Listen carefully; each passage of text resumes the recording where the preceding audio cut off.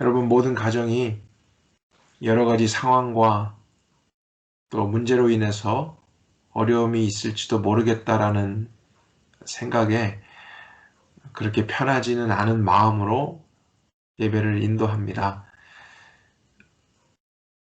여러분을 도와줄 수도 없는, 또 이렇게 어쩔 수 없이 날씨 때문에 분리되어져 있고, 또 집에서도 전기를 아끼느라 저희도 굉장히 추운 시간들을 보내고 있고요. 또 저희 가정은 잠시 후에 이사를 또 해야 돼 갖고 제 뒤에 책들도 정리되어 있습니다.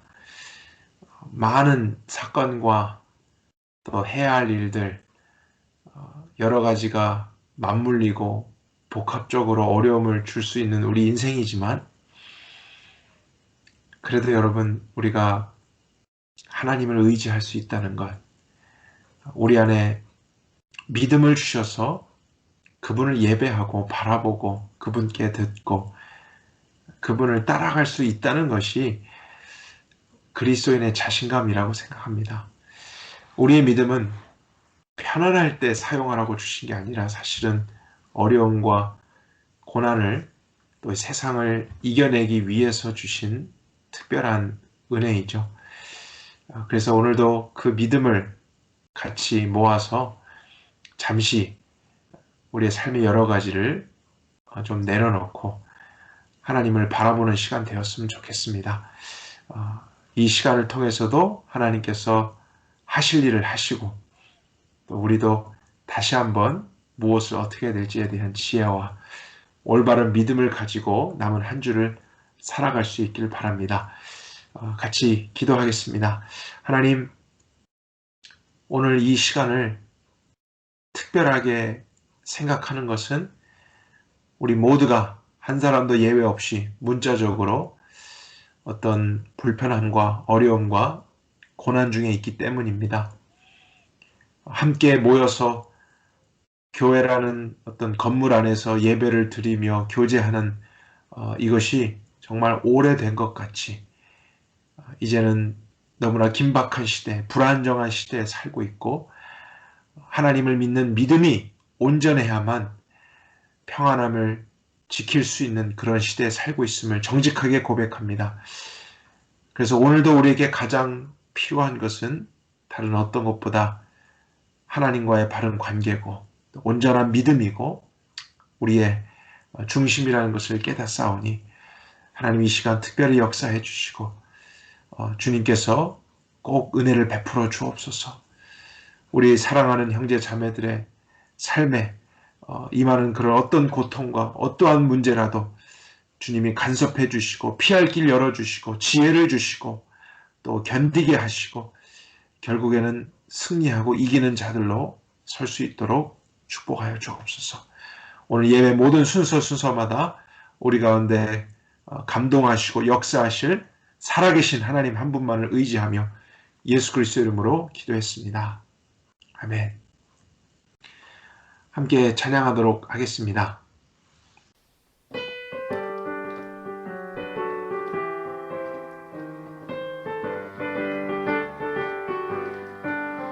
하나님의 나팔 소리 천지 진동할 때에 예수 영광 중에 구를 타시고 천사들을 세계 만국 모든 곳에 보내어 구원 얻은 성도들을 모으리. 나팔 불 때 나의 이름, 나팔 불 때 나의 이름, 나팔 불 때 나의 이름,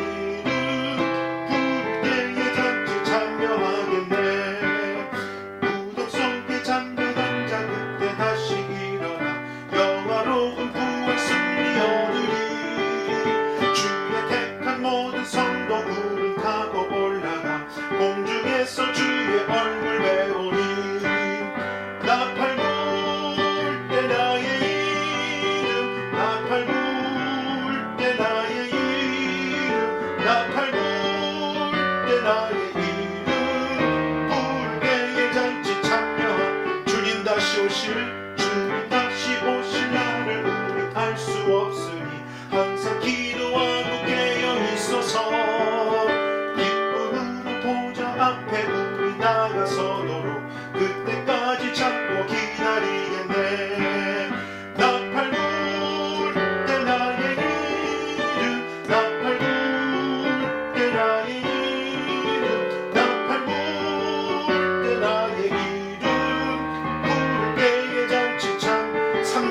다시 하겠습니다. 주님 다시 오신 날을 우리 알 수 없으니 항상 기도하고 깨어 있어서 기쁨으로 도장 앞에 우리 나가서도록 그때까지 참고 기다리겠네. 나팔 불 때 나의 이름, 나팔 불 때 나의 이름, 나팔 불 때 나의 이름, 부를 때에 잔치 참여하리. 나팔 불 때, 나팔 불 때 나의 이름, 나팔 불 때 나의 이름, 나팔 불 때 나의 이름, 부를 때에 잔치 참여하겠네. 주의 음성을 내가 들으니 사랑하는 219장입니다. 믿는 마음으로 주께 가오니 나를 영접하소서.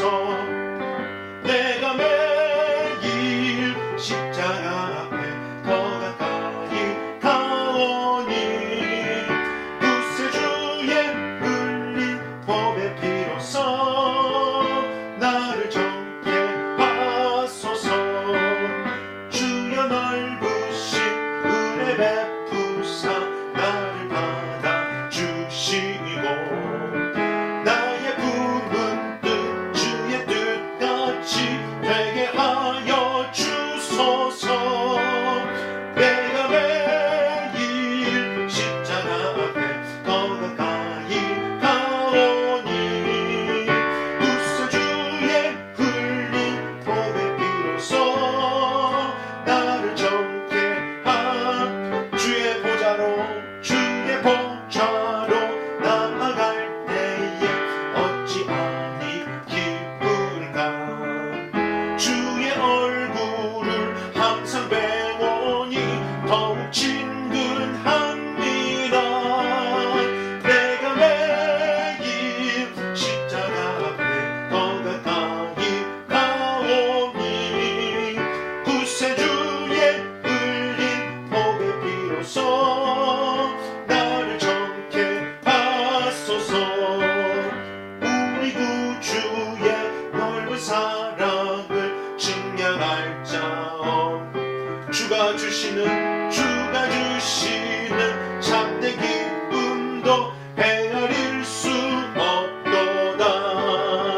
내가 매일 십자가 앞에 더 가까이 가오니 구세주의 흘린 몸의 피로써 나를 정케 하소서.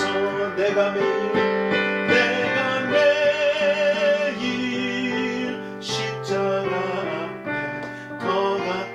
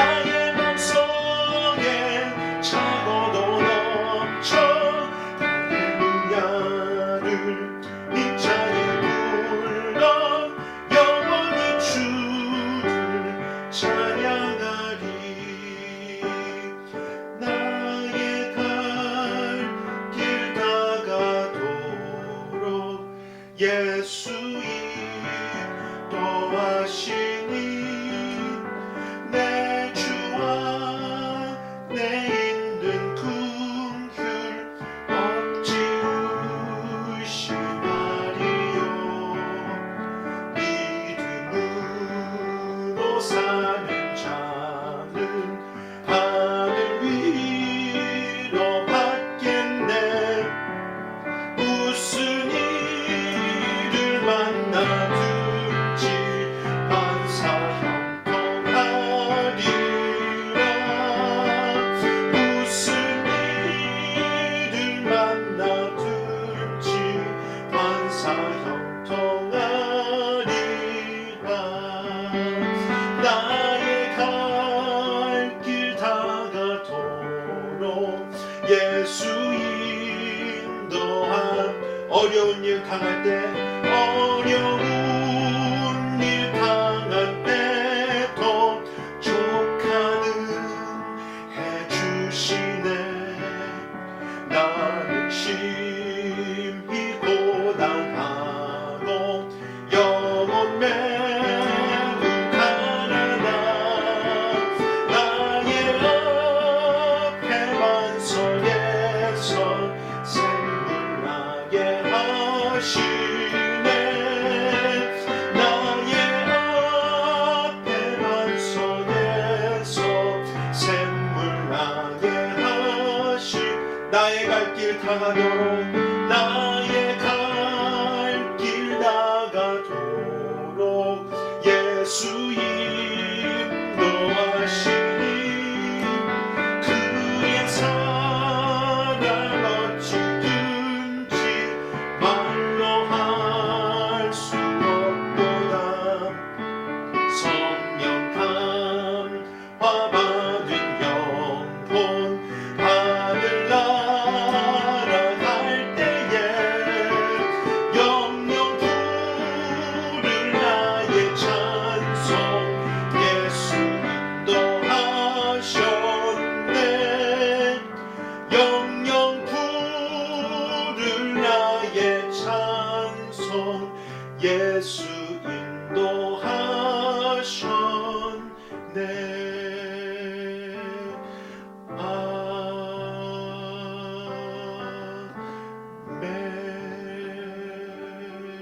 아멘. 오늘 하나님께서 주실 말씀의 본문을 같이 보도록 하겠습니다. 신약성경 사도행전 18장 1절부터 5절까지를 보도록 하고요. 설교의 내용은 22절까지를 포함하게 될 것입니다. 신약성경 사도행전 18장 1절에서부터 5절까지 제가 대표해서 제 성경을 봉독하고요. 여러분도 가지고 계신 성경을 함께 보시길 바랍니다.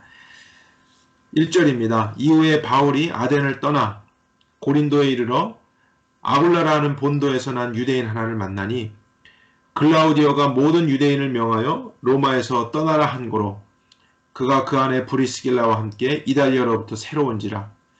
바울이 그들에게로 가매 생업이 같으므로 그들과 함께 거하여 일을 하니 그 생업은 장막을 만드는 것이더라. 바울이 안식일마다 회당에서 강론하고 유대인과 헬라인을 설득하니라. 그때 실라와 디모데가 마게도냐에서 내려오매 바울이 성령께 매어 유대인들에게 예수는 그리스도라 증거하니. 말씀을 위해서 함께 기도하겠습니다.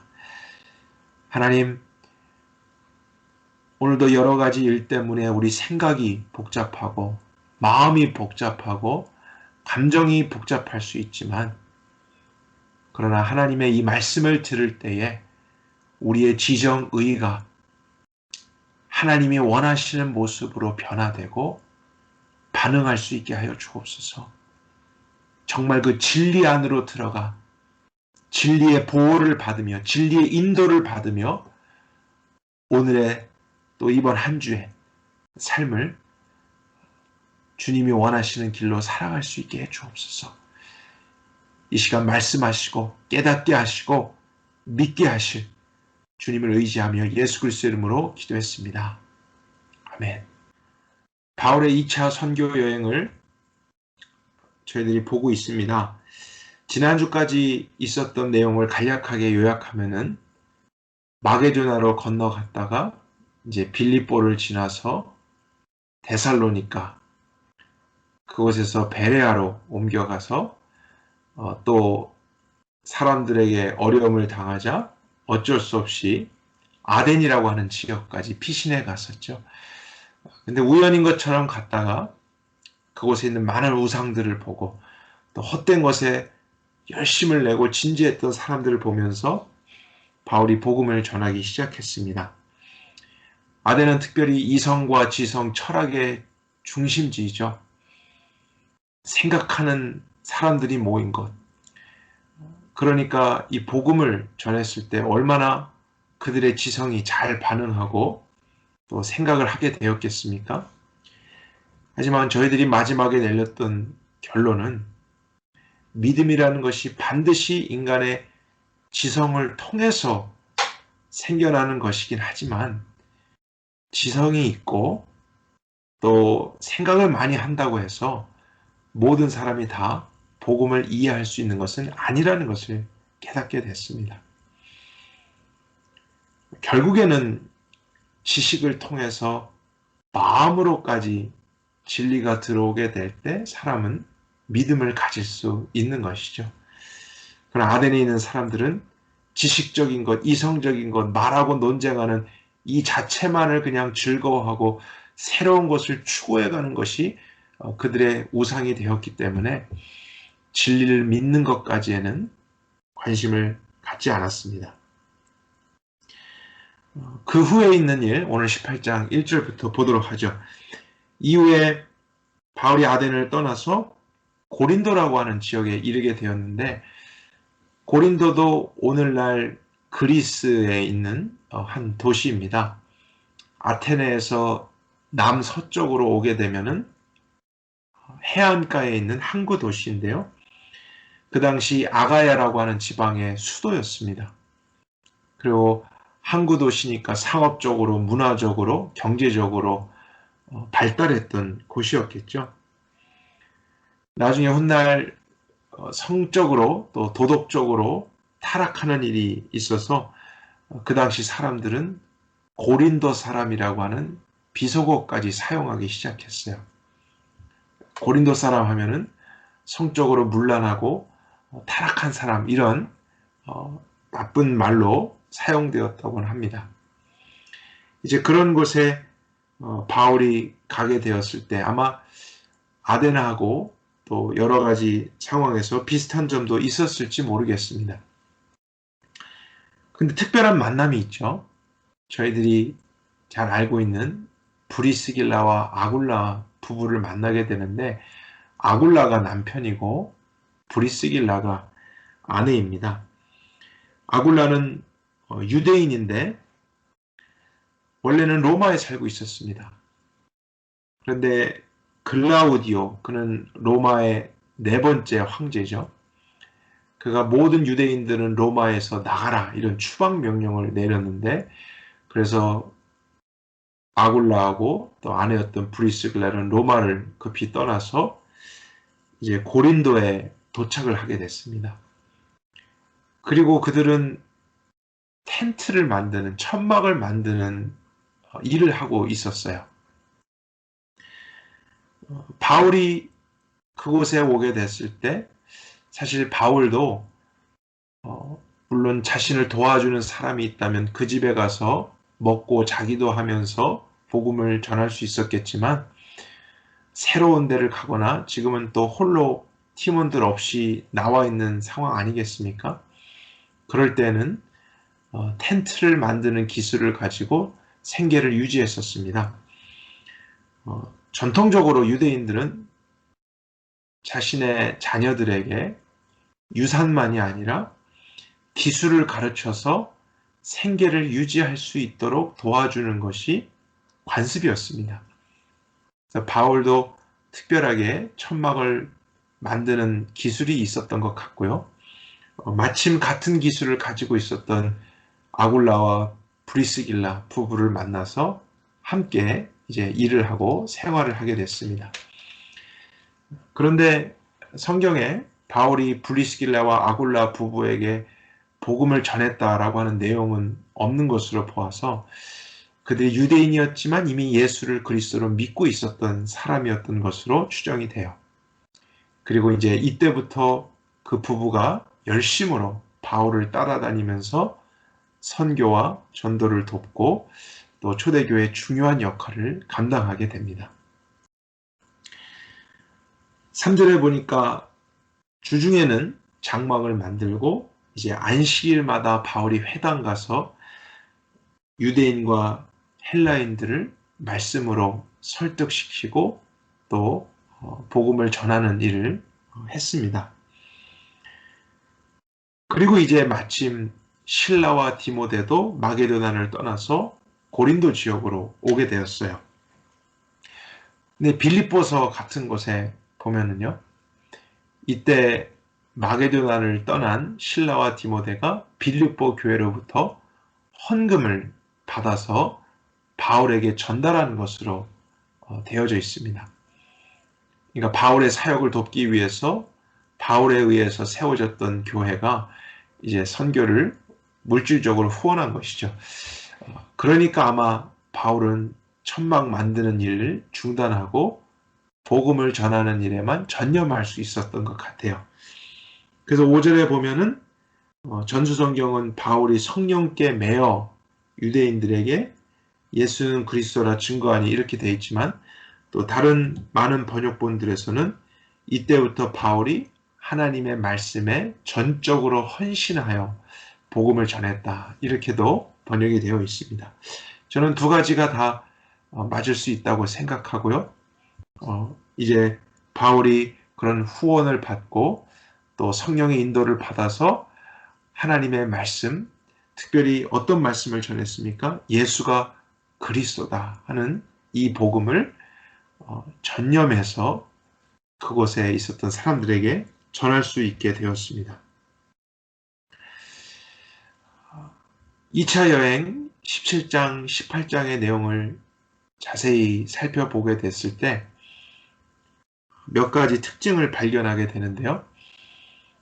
바울은 어느 지역을 가든지 빌립보에서나 데살로니카에서나 베레아에서나 고린도에서도 기적이나 능력을 한 번도 행하지 않습니다. 그에겐 그런 은사가 있었습니다. 그럼에도 불구하고 그런 특별한 은사를 사용하면서 사람들에게 복음을 전하는 일이 없었고요. 또 지식을 좋아하는 사람들이잖아요. 그리스에서 철학을 좋아하고 이성을 추구하는 많은 지식인들을 만났을 것인데도 그는 그들을 지식적으로 변화시키거나 기독교를 변증하려고 하는 식의 토론을 하지 않았습니다. 어디를 가든지 그는 누구를 만나든지 동일하게 하나님의 말씀을 전하는 일에만 전력을 했습니다. 구원을 받는다라고 하는 것은 반드시 어떤 신비한 체험을 해야만 이루어지는 것은 아니죠. 또 지식이 반드시 필요한 것이긴 하지만 머리가 좋은 사람이라고 해서 또 지식적으로 어떤 것을 깨달았다고만 해서 다 믿음을 갖고 구원을 받는 것은 아니라는 것을 저희들이 보게 되었습니다. 구원이라고 하는 것은 스스로는 깨달을 수 없었던 하나님의 계시, 그분의 말씀이 선포되어지는 것을 듣고 이성을 통해, 지식을 통해 이해하면서 결국에는 마음이 바뀌는 것이죠. 죽어 있었던 마음, 그 영혼의 상태가 새로운 생명을 얻어서 거듭나게 되는 것. 이전에는 가질 수 없었던 가치관이나 그런 마음의 변화, 모든 것의 새로운 시작을 경험하는 것이 구원인 것입니다. 그러나 이런 일은 인간의 지식이라든지 어떠한 기적이나 능력으로 되어질 것이 아니라 유일하게 인간에게 생명을 주는 하나님의 말씀으로만 되는 것이기 때문에 바울은 어디를 가든지 이 말씀을 전하려고 했던 것입니다. 그런데 오늘은 제가 여러분과 조금은 다른 각도에서 본문을 살펴보기를 원해요. 바울이 어디를 가든지 말씀을 전했다. 분명히 그것에 대한 중요성이 있지만 그가 어떤 말씀을 전했는가 하는 그 내용에 대해서는 구체적으로 본문에 나와 있지 않습니다. 나와 있는 유일한 것이 5절에 예수가 그리스도라 증거했다 하는 간략한 요약인데요. 이것은 얼마 전에 저희들이 3주 정도에 걸쳐서 깊이 있게 살펴보았던 내용이죠. 예수가 그리스도다. 그 그리스도라는 의미가 무엇인가? 구약의 이해, 또 그 신약 와서 어떻게 예수님에 의해서 완성되어지고 또 그 역할들을 통해서 우리의 구원자가 되시는가 하는 사실들을 살펴보았었습니다. 그런데 오늘 본문에 살펴보게 되면 이런 것을 전한 어떤 바울의 내용보다는 바울의 행동이 더 부각되어 있어요. 그것을 유심히 한번 관찰하면서 말씀을 살펴보도록 할까요? 5절을 다시 보겠습니다. 실라와 디모데가 마게도냐에서 내려오고 이제 바울이 성령의 감동을 받아 유대인들에게 말씀을 전하죠. 그리고 이제 천막을 만들지 않고 전심으로 집중해서 복음을 힘있게 전하게 됩니다. 하지만 반응은 너무 실망스러웠어요. 그렇게 열심히 했는데, 최선을 다했는데 대부분의 유대인들이 대적하고 해방했습니다. 받아들이지를 않았어요. 그러자 바울이 옷을 털면서 이렇게 말을 했습니다. 너의 피가 너의 머리에 임할지니 나는 깨끗하니라. 그리고 이후에는 내가 이방인에게로 가리라. 이것은 에스겔서에 있는 말씀을 그대로 인용한 것입니다. 어떤 사람의 그런 죄에 대해서 구원받지 못한 것에 대해서 이제 자신의 역할과 책임을 다해서 복음을 전하되 그들이 그것을 받지 않을 때는 이제 전한 자의 책임이 아니라 그것을 믿지 않은 자에게 책임을 돌리도록 하는 그런 말씀의 내용이죠. 그래서 바울은 유대인들을 떠나서 이방인에게 가게 됩니다. 7절에 보니까 하나님을 공경하는, 하나님을 두려워하는 마음이 있었던 유스도라고 하는 사람을 만나게 됐는데 그는 이방인이죠. 그리고 이제 믿는 사람이 되었습니다. 또 그의 집에서 유할 수 있는 그런 일이 있었는데 그 집이 마침 유대인의 회당 옆에 위치하고 있었어요. 근데 다른 유대인들은 대부분 거절하고 대적했는데 그 회당의 리더가 되는 회당장 그리스보는 복음을 받아들이고 믿는 자가 되었습니다. 좀 유일하게 고린도 지역에서 복음을 환영했던 유대인인지도 모르겠어요. 그리고 나서 8절에는 수많은 고린도 사람들이 믿음을 갖게 되었다라고 되어 있습니다. 대부분이 헬라인이었던 것 같습니다. 그리고 이제 여러분과 주목하길 원하는 부분이 9절, 10절이에요. 여러분 성경 한번 자세히 보시죠. 밤에 주님께서 환상 가운데 바울에게 말씀하십니다. 두려워하지 말며 계속 말하고 잠잠하지 말아라. 내가 너와 함께 있으니 아무도 너를 대적하여 해롭게 할 수 없으리니 이는 이 성중에 내 백성이 많음이니라. 갑자기 하나님께서 환상을 통해 바울에게 말씀을 주시는데 그 내용을 보니까 두려워하지 말라는 거예요. 걱정하지 말아라. 내가 너와 함께 할 것이다. 또 조용하지 말고 계속 복음을 전해라. 이 성중에 내 백성이 많다. 하나님께서 이런 말씀을 바울에게 주셨다는 것은 상식적으로 우리에게 이런 것을 알게 하는 것이죠.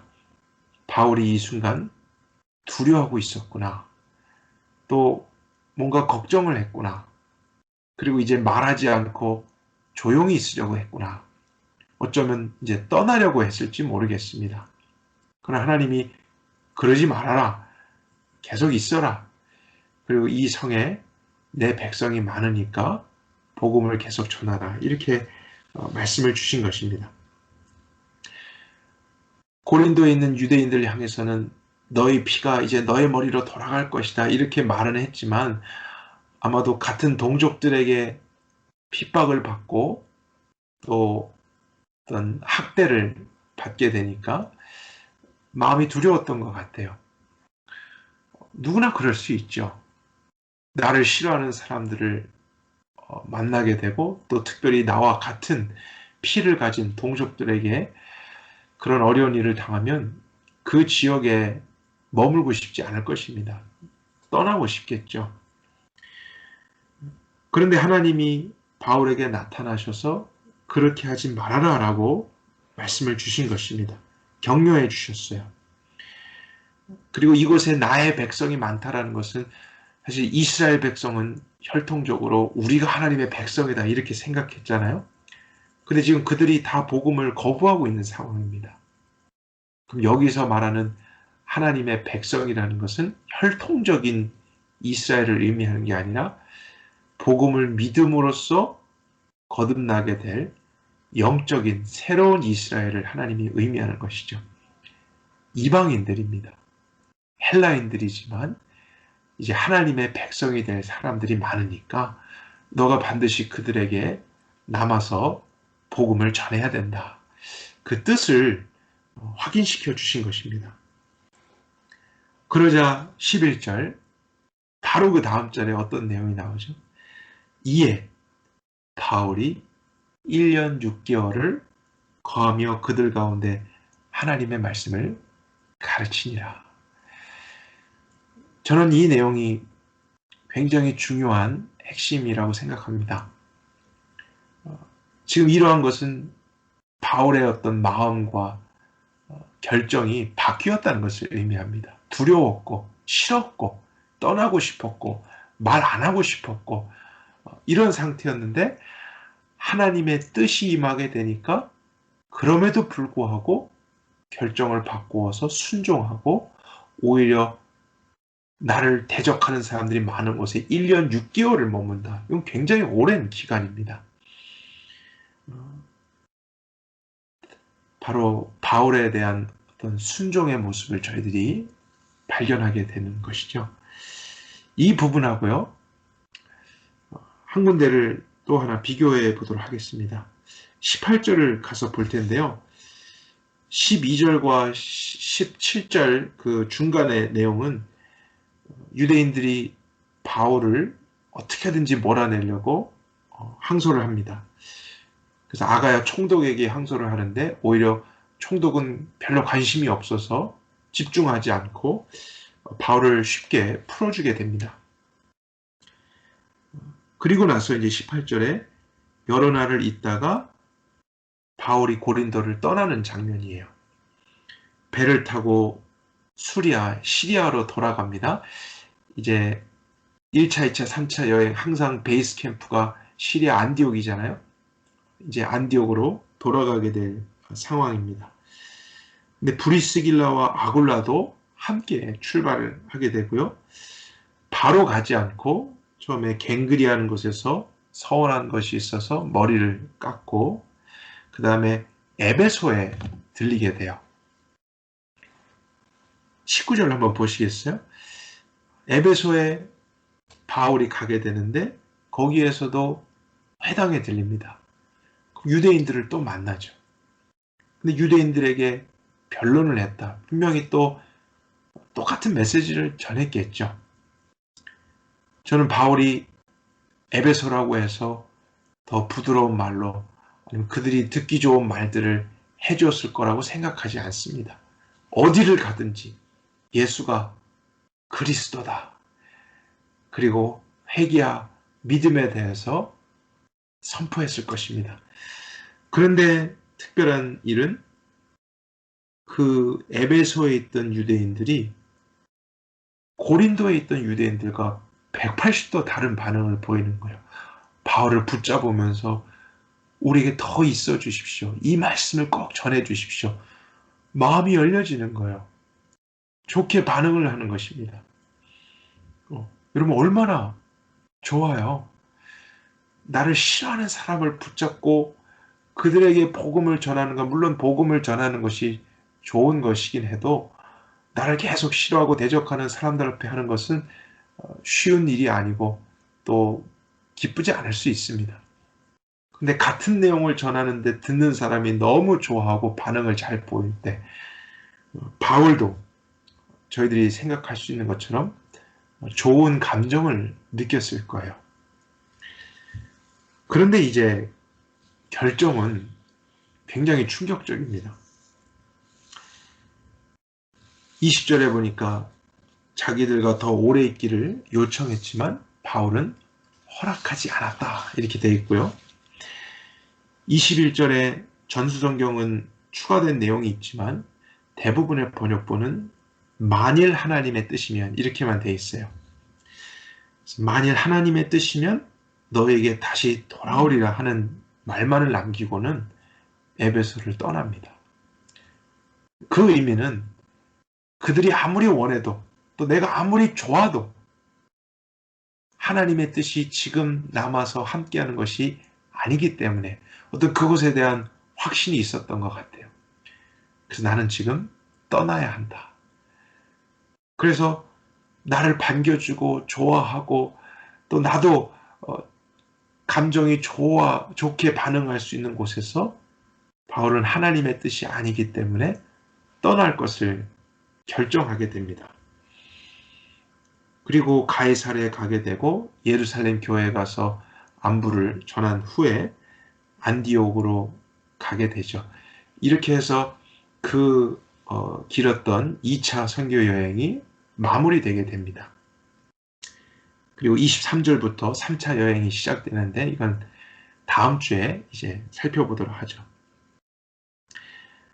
제가 여러분과 무엇을 나누고 싶은지 혹시 발견하셨습니까? 바울은 복음을 받아들이지 않는 고린도 사람들을 보면서 또 나를 대적하려고 하는 사람들을 보면서 심지어 나는 전심으로 전력을 다해서 생업마저도 내려놓고 최선을 다해 그들을 위해 복음을 전하는데도 대적하는 사람들에게 마음이 힘들죠. 두려움도 느꼈습니다. 그래서 포기하려고 했고 이제 전하지 말고 잠잠해야겠다 이런 생각을 했던 상황이었죠. 그런데 그런 곳에서 오히려 1년 6개월의 시간을 보냈습니다. 왜냐하면 하나님의 뜻이 그러했기 때문이에요. 이것은 자기의 감정과 생각과 반대되는 것이죠. 내 감정은 싫고 두렵고 말 안 하고 싶고 떠나고 싶지만 하나님의 뜻은 두려워하지 말고 내가 함께 할 것이다. 계속 말해라. 또 더 오래 머물러라. 그렇게 했을 때 오히려 바울은 자신의 감정과 생각보다 하나님의 뜻을 따라 순종을 선택했습니다. 근데 에베소에 왔을 때는 반대예요. 바울을 환영하고 그가 전하는 복음을 더 듣고 싶어하고 마음이 열려지는 사람들 더 오래 있어 주시면 안 되겠습니까? 하는데 얼마나 좋아요?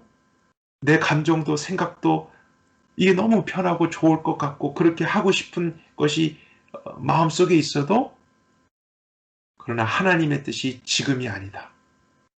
그래서 나중에 하나님의 뜻이면 다시 돌아와서 그렇게 하겠다. 여기서도 마찬가지죠.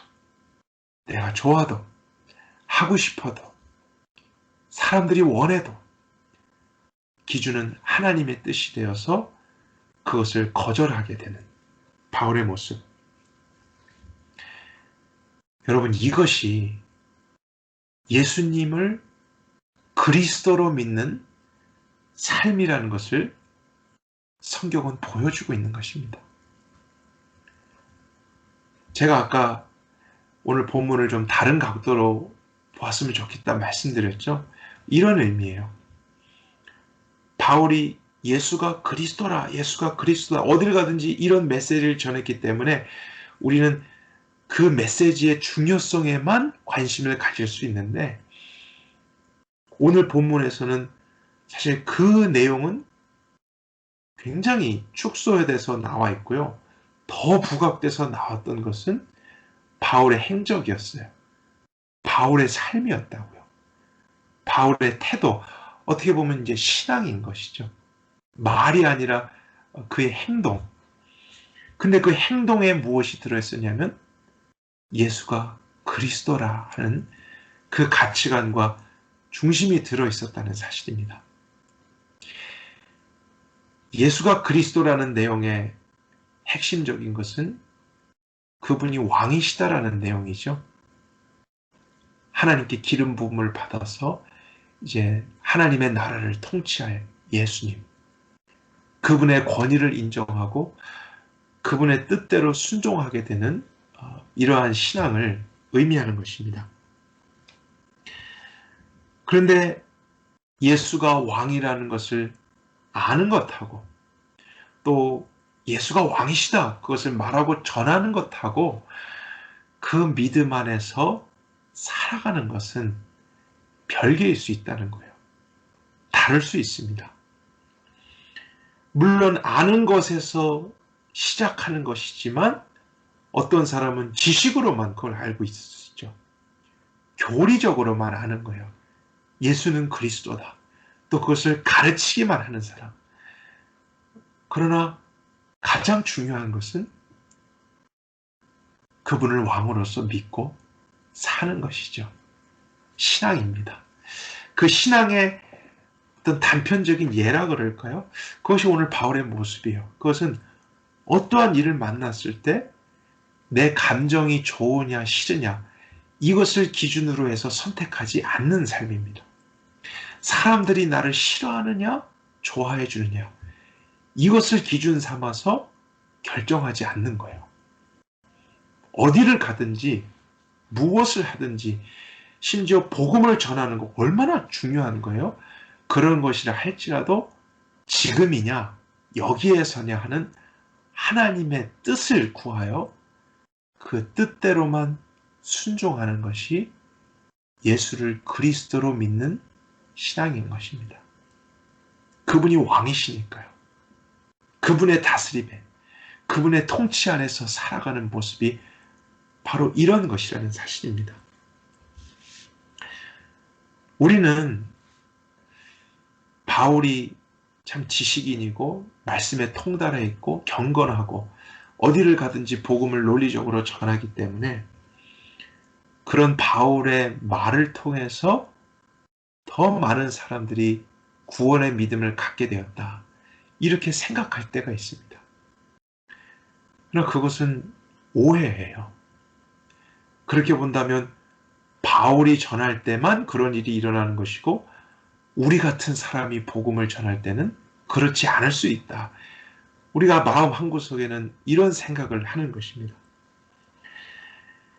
물론 바울이 어디를 가든지 복음만을 전하려고 한 것은 너무나 잘한 것이죠. 중요한 것이죠. 그러나 더 중요했던 것은 어디를 가든지 복음적인 삶을 살려고 했던 것입니다. 무엇에서도 나를 기준으로 하지 않으려고 했다는 거예요. 심지어 복음을 전하는 일에서도 감정이나 생각이나 두려움이 있고 아니면 기분 좋은 것이 있을 수 있고 내 눈에 보기에 여러 가지 생각들이 있을 수 있잖아요. 그러나 최종적인 것, 모든 것을 결정할 것은 하나님의 뜻인가? 그리고 그 뜻 안에서 성령님이 인도하는가? 이것을 가지고 결정하는 것이 바울에게 있어서는 진정한 능력이었다는 것입니다. 그리고 하나님은요, 이 바울의 순종하는 삶을 통해서 그분이 직접 구원할 자에게 구원의 은혜를 주셨고 하나님의 능력을 나타내셨던 것이죠. 바울이 말을 잘했기 때문에, 바울이 성경을 잘 인용했기 때문에, 그가 지식인이고 대단한 경건한 사람이었기 때문에 하나님의 역사가 잘 나타났던 것이 아니라, 사실 바울이 잘했다는 것은 그의 신앙입니다. 순종이에요. 그 믿음. 그것을 통해서 역사는 하나님이 하신 것입니다. 구원은 하나님이 하신 것이죠. 그렇게 본다면 저와 여러분들에게도 마찬가지라는 거예요. 우리가 말을 잘하고 성경을 잘 인용하고 뭔가 논리적으로 할 때, 이럴 때만 하나님의 역사가 우리를 통해 나타나는 게 아니라 우리는 한 가지만 잘하면 돼요. 그것은 진정한 믿음이죠. 말뿐인 믿음이 아니라, 교리적인 믿음이 아니라 내 삶에 예수가 그리스도신가? 정말 예수님이 왕이신가?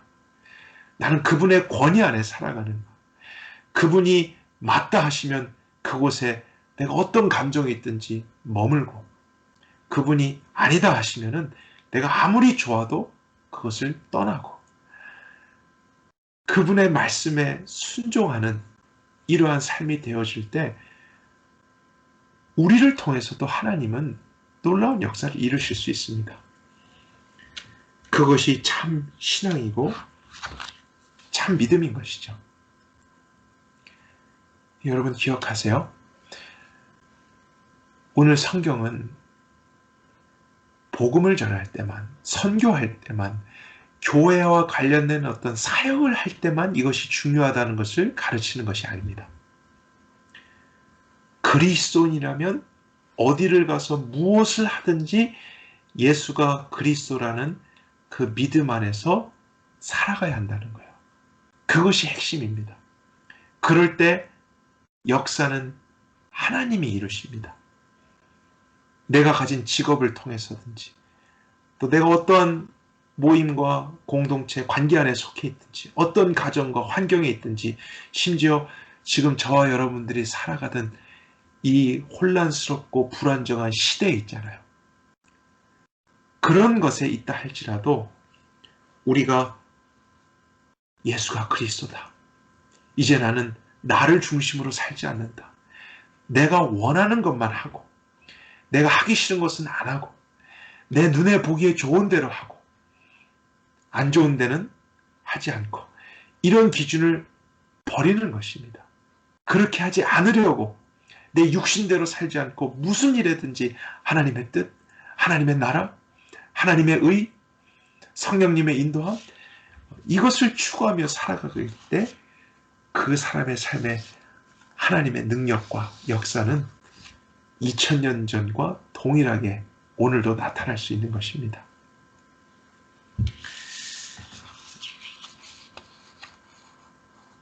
오히려 우리가 어떤 일에 있어서 너무 내가 하고 싶은 것은 하나님의 뜻이 아닐 수도 있다. 아니면 너무 하기 싫은 것 있잖아요. 정말 하기 싫은 그런 감정이 들고 이건 아니다 하는 그런 것이 강하게 있을 때는 오히려 그것이 하나님의 뜻일 수도 있다 하는 이런 경건한 태도를 가지며 살아가는 것이 전 필요하다고 생각해요. 이게 왜 경건한 생각이냐면요. 우린 여전히 타락한 육체를 가지고 있잖아요. 그렇기 때문에 하나님의 뜻을 거부하게 하거나 반대로 가게 하려는 습성들이 있습니다. 그것이 내 감정을 통해서 거짓으로 역사한다. 내 생각을 통해서도 역사합니다. 그러니까 너무 좋아하게 되는, 너무 하고 싶어하는 이런 것일수록 하나님의 뜻이 아닐 수도 있다라는 생각. 너무 하기 싫고 진짜 이건 아니다 하고 싶은 것은 어쩌면 진짜 하나님의 뜻일 수도 있다라는 생각. 이것이 우리의 경건한 습관이 될 때 저는 더 객관적으로 하나님의 뜻을 분별하거나 성령님의 인도를 받을 수도 있다고 생각합니다. 여러분 어떠십니까? 선교사가 아니어도 좋습니다. 사역자가 아니어도 좋습니다. 교회와 관련된 일만이 아니라 오늘날 여러분의 자리에서 이제 모든 것의 기준 하나님의 뜻으로 정하십시오. 예수가 정말로 그리스도가 되게 하는 삶을 살아가십시오. 그럴 때 그 왕 되신 주님이 여러분 보호하십니다. 여러분의 길을 열어주십니다. 구원을 이루어 주실 것입니다. 여러분을 통해서 그분의 능력을 나타내 주실 것입니다. 우리 모두가 그러한 신앙을 말로만이 아니라 교리적으로만이 아니라 우리의 구체적인 삶 속에서 살아내고 또 그것을 위해 싸우고 또 그것을 위해 민감하게 반응함으로써 오늘날 우리의 모든 상황 중에서도 하나님의 다스림을 경험하고 그분에 의해서 사라지고 그분을 위하여까지 사라지는 거룩한 삶이 될 수 있기를 바랍니다. 함께 기도하겠습니다. 하나님, 오늘 저희들에게 이 말씀을 주심을 감사합니다. 정말 저희들에게 예수가 그리스도라는 특별한 지식이 있고 그것을 이해하게 하신 것을 감사드립니다. 하지만 오늘 말씀을 보니 바울이 그 지식이 뛰어났고 그러한 말을 논리적으로 또 대단한 언변으로 잘 설명했기 때문에 하나님의 역사가 나타났던 것이 아니라 그는 정말로 그것을 믿으며 어디를 가든지 예수가 왕이 되는 삶을 살으려고 했기 때문에 그 한 사람을 통해서도 수많은 사람들이 주님께 돌아오게 되며 하나님의 역사가 강력하게 나타났다는 것을 보게 되었습니다. 하나님, 저희들도 마찬가지죠. 우리의 지식의 힘, 우리의 말의 힘, 우리의 어떤 경건의 힘으로서가 아니라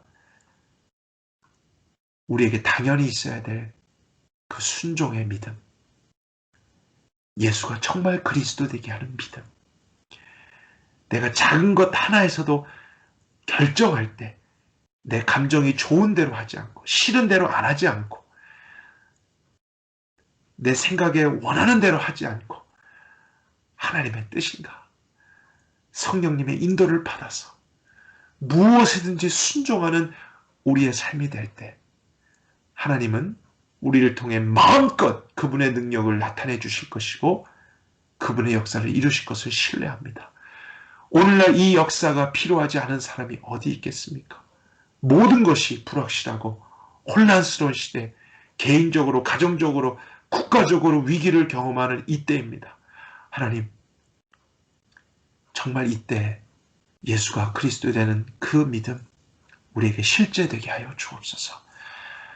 그것을 사모하고 또 이제 그렇게 나아가겠습니다.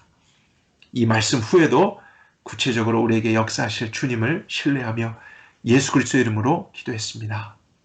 아멘. 우리 남은 시간은 기도하는 시간을 갖기를 원합니다. 여러분 각자가 오늘 이 주심 말씀을 생각하시면서요. 물론 가장 구체적으로는 정말 그 실제적인 믿음, 그 삶을 위해 기도했으면 좋겠습니다. 이제 이 지식이 없는 분들은 없으시겠죠. 예수가 그리스도다. 그러나 정말 내가 그러한 권위 안에서 살아가는가? 그분의 뜻대로만 결정하려고 하는가? 움직이는가? 이것은 또 다른 과정일 수 있습니다. 그것을 구하십시다. 기도하십시다. 갈망하십시다.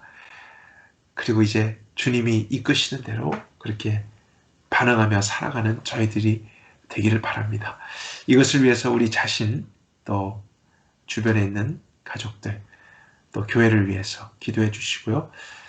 또 시대와 국가를 위해서도 우리가 함께 기도하고 그 이후에도 여러분들이 더 자유롭게 기도할 제목들을 기도하신 후에 개인적으로 오늘 예배를 마치도록 하겠습니다. 함께 기도하겠습니다.